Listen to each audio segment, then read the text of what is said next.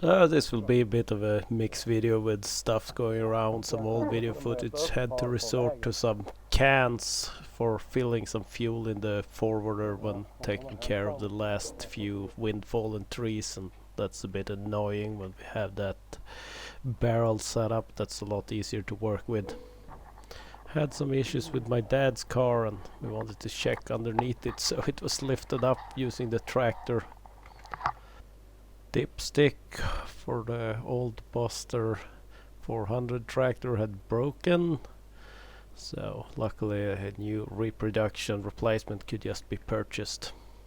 When trailering up that firewood machine we borrow, one tire exploded. Luckily we had some old leftover tire that I could bring and rescue my dad.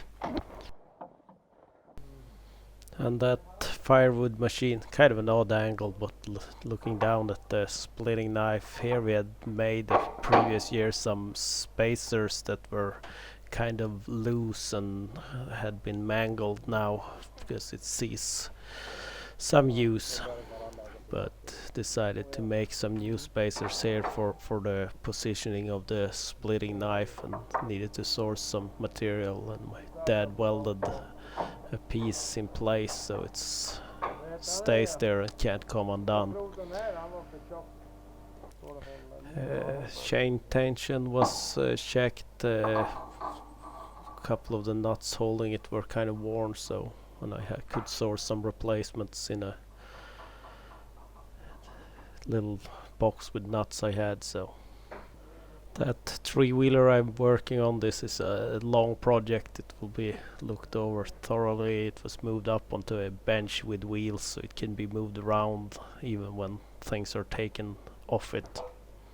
Forks are leaking, so they have to come off, and it was annoying that you kind of, maybe it's some better way to do it, but I ended up removing the disc because the caliper wouldn't come undone, so kind of, and the axle was kind of stuck, so it took some hammering. After looking over that wood machine, it was lifted and placed into position. All the firewood is already done, and most, so well, it's less snow now at least, but it cost us a door on the tractor. More on that in a upcoming video, replacing that. My dad had it open and drove a little too close to something that hit the door. Not the first time. Initial check to see if the adapter I had ordered could be used to measure the tank pressure. I've already covered that in a previous video because that was kind of important, so it wasn't put on hold. Air filters for the two red three-wheelers that are used quite a lot for transportation were given some love with cleaning and new air filter oil to keep the dust out, even if it's not super dusty conditions they are used in. Had the triple clamp off. It's actually a 250cc two-stroke powerful engine in this three-wheeler, kind of a race style, and I've just tested it a tiny bit before it was neglected for many years, just sitting, and now I plan to get it up and running. I want to break everything apart to clean and lube. A strap through the other wheel and the nut holding the rear axle could start coming undone. Required some tapping, but all the bearings looked good on the rear end, the swing arm, all the linkage all taken apart, added lube. It's just going back together with a little bit of a clean and greasing. Not touching the rear shock right now because it doesn't seem to be leaking, and if it gets up and running and seems to work, that's something I'll tackle next winter or something. Had seals on order because I knew I was gonna need them. I was a little worried about some other parts in here that might break during disassembly, but I think I managed. It's back together by now at least. So oiling the filters for the other machines.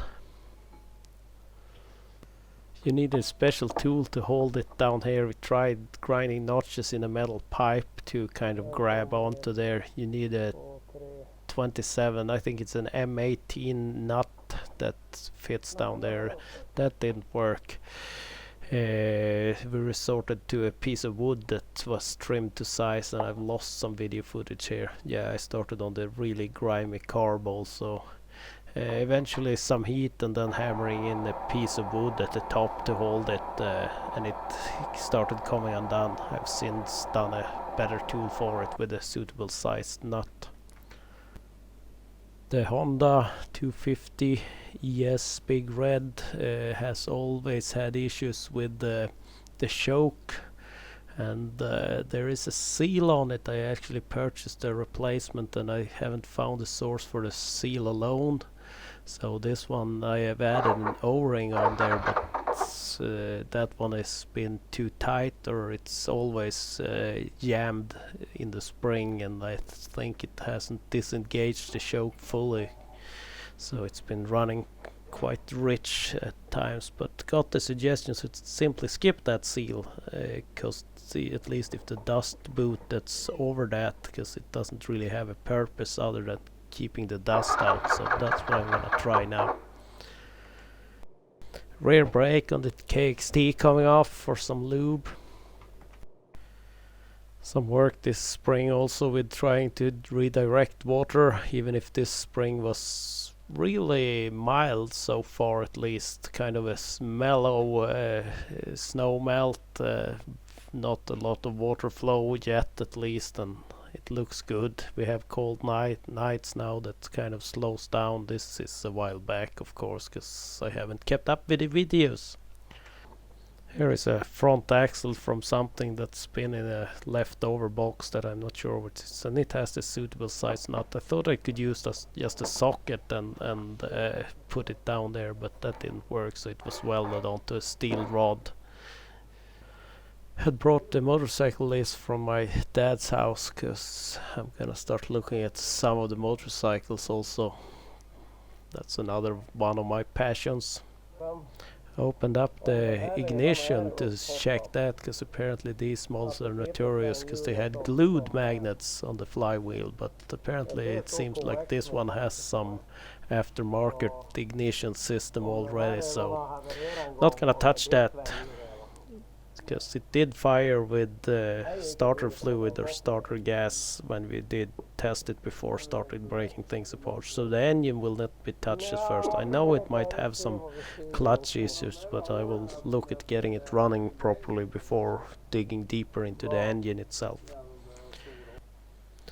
But the carb was just nasty. I tried getting some better carb cleaner fluid, and I'm not sure if it's a two-stroke, and it has had oil in it that has congealed into this thick paste down there, or what's up really, but I found a better solution.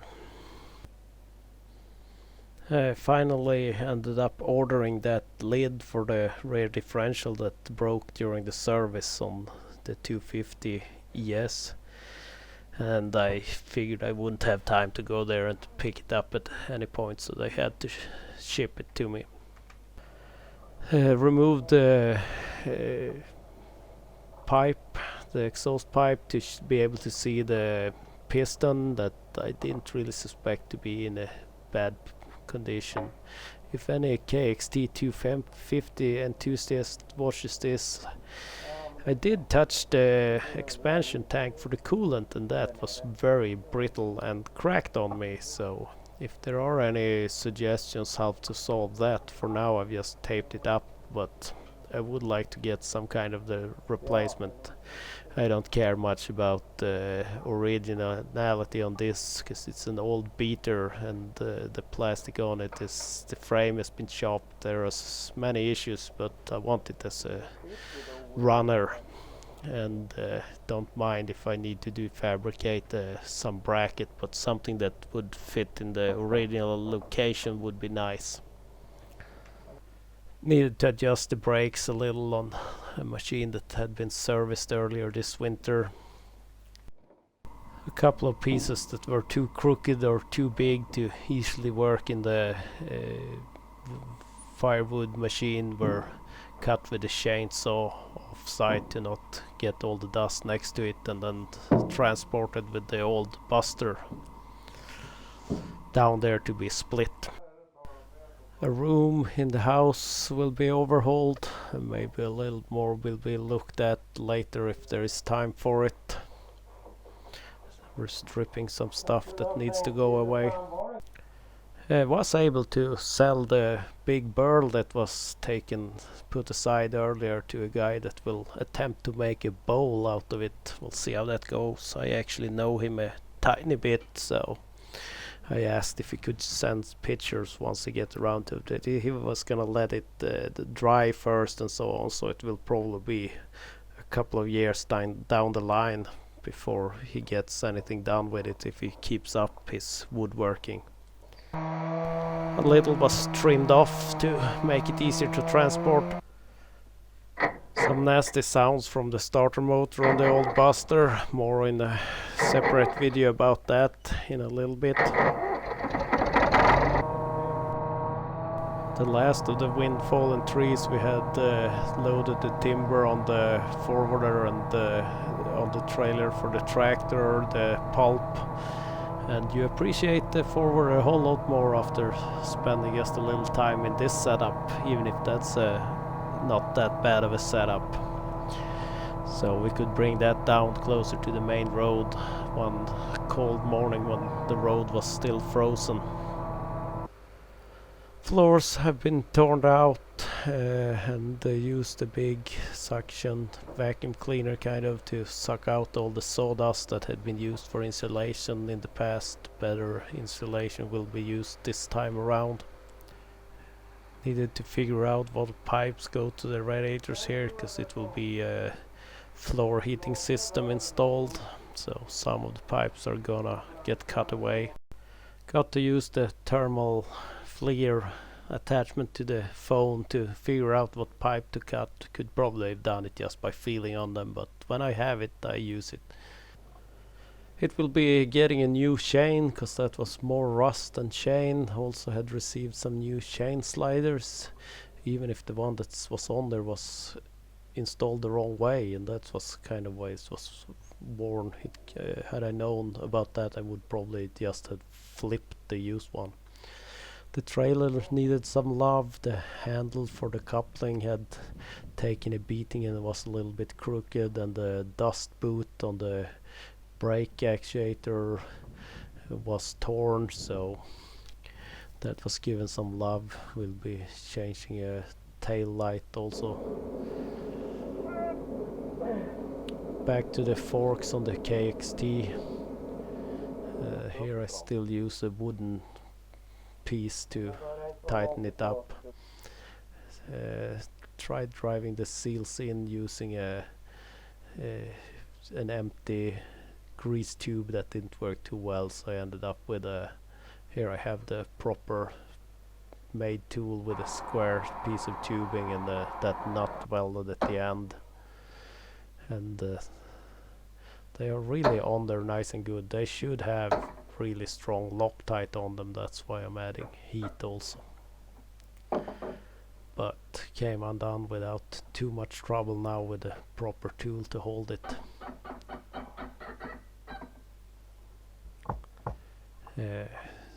Second fork leg, just using a like a driver to gently tap the seal into place. You should get the proper driver, but I'm not buying it. I have it for some other size of forks for the other motorcycles, but I'm not spending that on this machine. New dust boots, they're a bit too long, but they will work. The front brake was really oily and so on. I should buy new pads for this, but I didn't. For now, I want to see if I get it up and running first before spending too much money on it. And there's plenty of meat left, but with all the oil I wouldn't be surprised if the brake force is limited. found that the bearings on the front wheel were shot, so they need to be replaced. Also started picking away the studs because it's probably been used as an ice racer at some point. It had air in the front brake. I couldn't bleed it for the life of me, so I resorted to pushing fluid in from the bottom with a syringe and holding the top master cylinder up high. I know this video mainly focused about this KXT250, and I spent the most hours on this when I've had time around home lately, so in that sense it's a little bit accurate if it's going a little bit off topic with the forest machine. New front wheel bearings, they were shot, muffler in place with new O-rings sealing that, and soda blasted the carb. That was the good stuff. Changing the tail light on the trailer required cutting a bolt that was stuck there. More soda blasting. I'm not sure how good this is for the car, but trying the different. I have this ultrasonic cleaner, like a cheapo one that I've used in the past for carb things, but I can't for the life of me find it. Some new parts, new jets and such from a rebuild kit. This will be it for now. More on the tractors, and I also have the final numbers from this winter's logging that I will take up in a future video.